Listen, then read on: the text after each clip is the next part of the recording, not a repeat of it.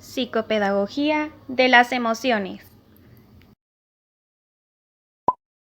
En el ser humano, la experiencia de una emoción generalmente involucra un conjunto de cogniciones, actitudes y creencias sobre el mundo que utilizamos para valorar una situación concreta y, por tanto, influyen en el modo en el que la percibimos y la forma en que podemos operarlas. Durante todo el video, conocerás más acerca de las teorías de las emociones y conocerás de las emociones. Quédate a verlo.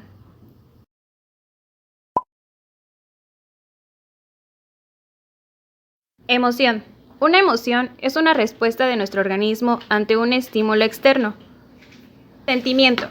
El sentimiento surge como resultado de una emoción que permite que el sujeto sea consciente de su estado anímico. Estímulo. Es una señal externa o interna capaz de provocar una reacción en un organismo. Interacción social se define como el fenómeno por el cual los seres humanos se relacionan entre ellos.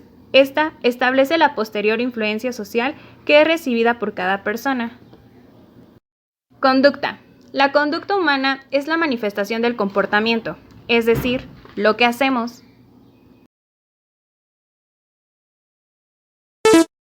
Estructura y función de las emociones. Esto se refiere a cómo se organizan y cómo se clasifican las emociones. Función de las emociones. Estas son miedo, ansiedad, ira, tristeza, asco, alegría y amor. Las emociones juegan un papel importante en la toma de decisiones.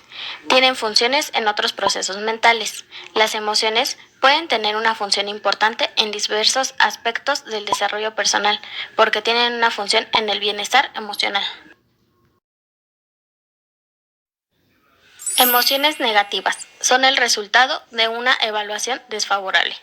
Emociones positivas son el resultado de una evaluación favorable. Emociones ambiguas. Su estatus es equívoco. Incluye sorpresa, esperanza, compasión y emociones estéticas. Todas las emociones son legítimas y hay que aceptarlas. Las emociones se agrupan en familias emocionales. Se pueden agrupar en conjuntos de la misma especificidad, cuya diferencia reside en la intensidad o matices sutiles. Modelo de Plutchik. El autor presenta dos modelos de emociones primarias basándose en dos supuestos. El primero diciendo que las emociones son reacciones que tienen las personas a los problemas en los que se enfrentan para una mejor adaptación, y la segunda es que las emociones se estructuran en pares opuestos. Para que estas emociones surjan, surgen cuatro problemas básicos, que es la identidad, la temporalidad, jerarquía y territorialidad. Tomando en cuenta esto, surgen en cada uno nuevas emociones, como es la aceptación, la aversión, la alegría, la tristeza, el miedo, la ira, la anticipación y la sorpresa. Siendo estas las 8 emociones básicas para el autor, pero dicho modelo aún no es aceptado del todo. También están las emociones primarias y secundarias. Las primarias las podemos conocer también como básicas, discretas, elementales o puras. Y las emociones secundarias también se les denomina complejas o derivadas. En estas no presentan ningún rasgo facial. El autor Ten Houten presenta una teoría de las emociones donde hay 4 pares de emociones primarias opuestas, que es la aceptación versus asco, alegría versus tristeza, ira versus miedo y anticipación versus sorpresa.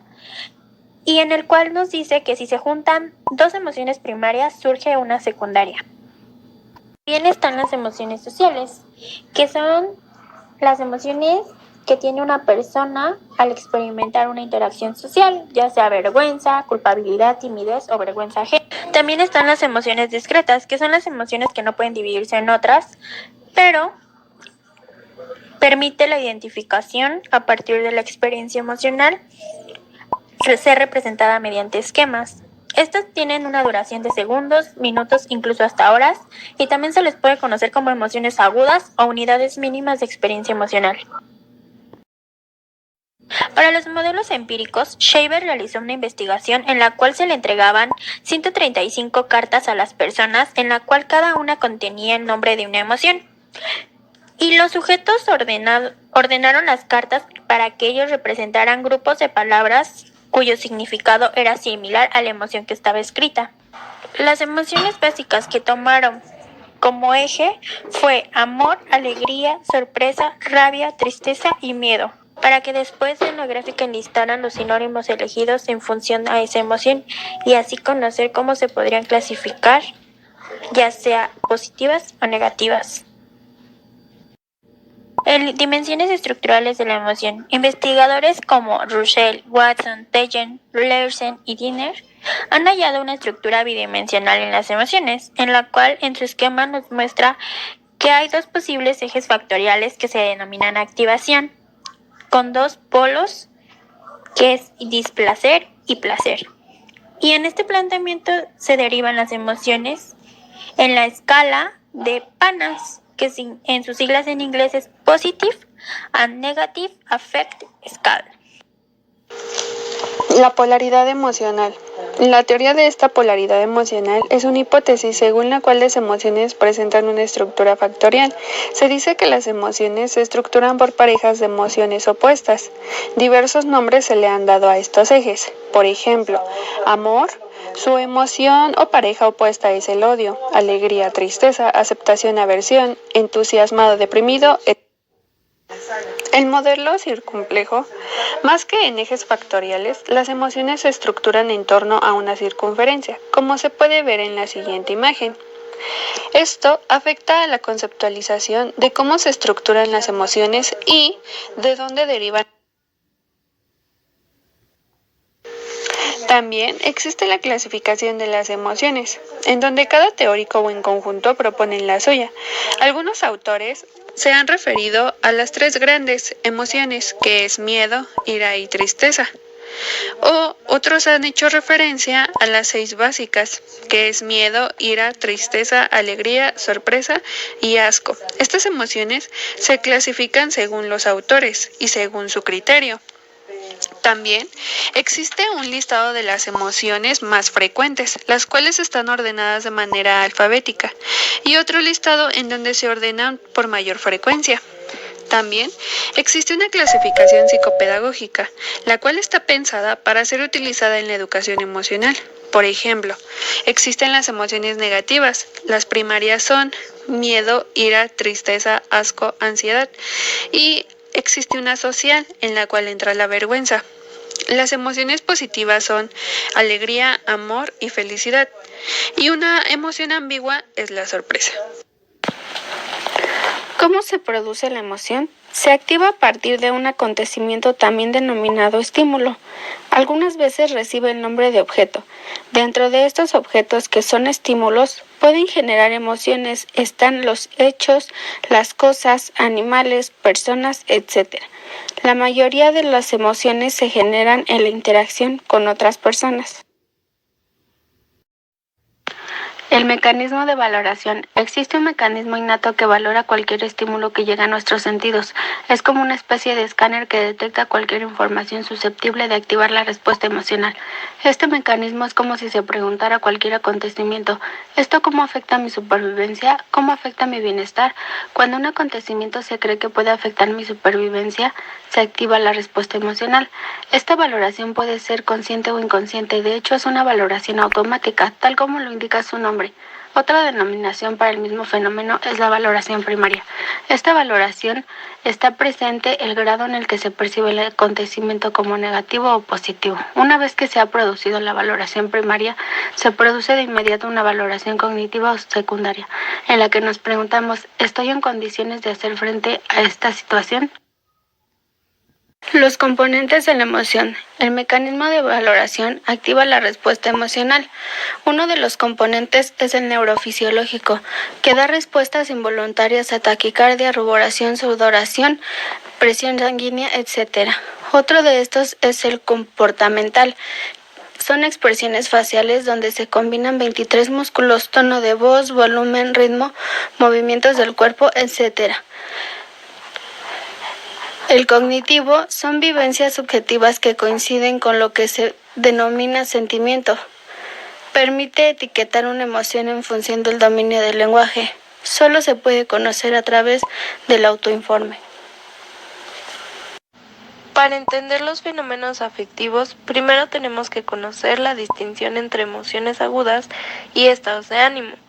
Las emociones agudas se caracterizan por su brevedad. Pueden durar segundos, minutos, a veces horas y días, pero difícilmente una emoción dura más. Ahí es donde entran los sentimientos y estados de ánimo. Un episodio emocional es más duradero que una emoción. Estos son diversos estados emotivos que suceden y se ligan a un mismo acontecimiento. Puede durar días o incluso semanas. Los componentes cognitivos de las emociones coinciden con el del sentimiento. Un sentimiento es una emoción hecha consciente. Esta conciencia permite la intervención de la voluntad para prolongarlo o acortar su duración. Sentimiento y afecto pueden considerarse como sinónimos. Ambos se refieren a fenómenos emocionales duraderos que coinciden con la dimensión cognitiva de la emoción. Una emoción es una respuesta a cambios en el ambiente, es la toma de conciencia de la emoción. Y los sentimientos se dirigen hacia una persona o un objeto. Por último, los estados de ánimo son más vagos o imprecisos que las emociones agudas y suelen carecer de una provocación contextual inmediata. No tienen una motivación clara, son de menos intensidad y de más duración que las emociones. Estos tienen que ver con las experiencias de la vida pasada. En la medida en que se tengan estados de ánimo negativos o intensos, se pueden entrar en los desórdenes emocionales. También hay rasgos de personalidad asociados con estados de ánimo. Es decir, en la medida en que una emoción caracteriza el comportamiento de una persona, puede pasar a construir un rasgo de su personalidad. En la siguiente tabla se puede observar el espectro de los fenómenos afectivos en función de su duración.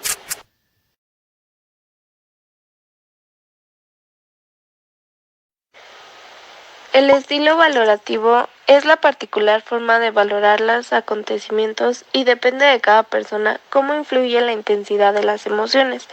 Por otra parte, el estilo valorativo se puede modificar mediante el aprendizaje. Los siguientes ítems se utilizan para medir alguna de las formas retrospectivas de las evaluaciones en sujetos ante acontecimientos susceptibles de activar sus respuestas emocionales. Por ejemplo, la relevancia motivacional, congruencia motivacional, autoevaluación, la evaluación de otros y la culpa de otros. El estilo de evaluación va a determinar la emoción que se va a experimentar. Para las implicaciones psicopedagógicas, estas se pueden aprender y entrenar.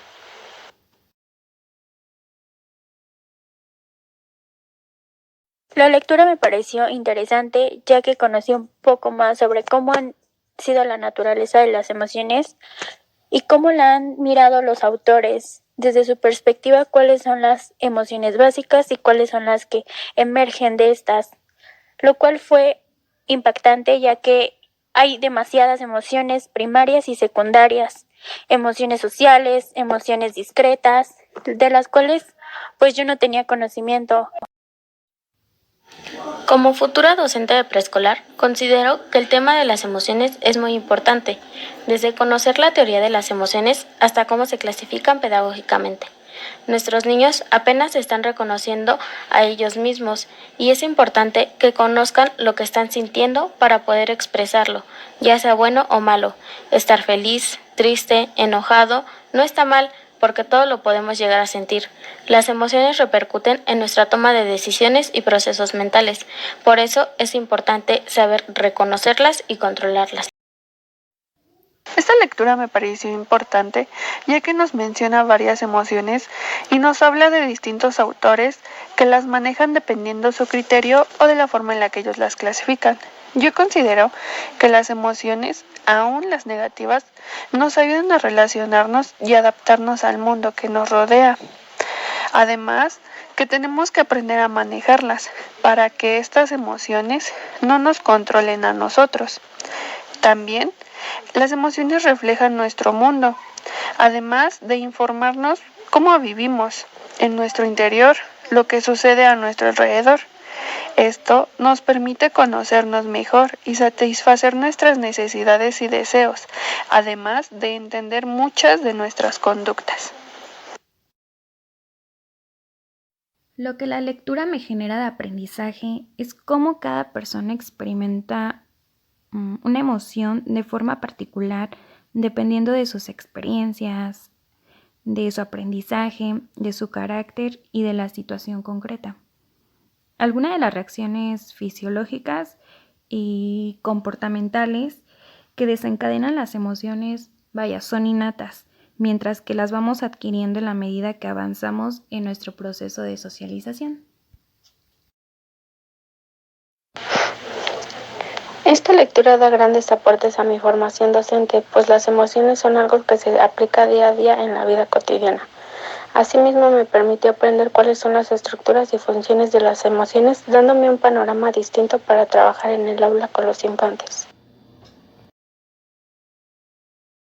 En mi conclusión, como futuras docentes, es de suma importancia conocer las emociones y sentimientos tanto de nosotras como de los niños, porque así se puede dar un mayor entendimiento de qué es lo que está sucediendo y poder dar una solución a algún problema que se pueda presentar.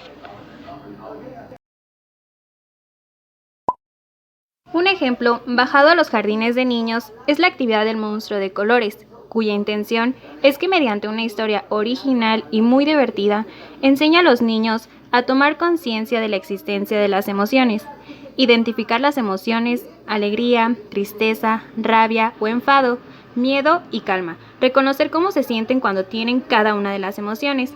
Bueno, esto sería todo por nuestra parte. Muchísimas gracias.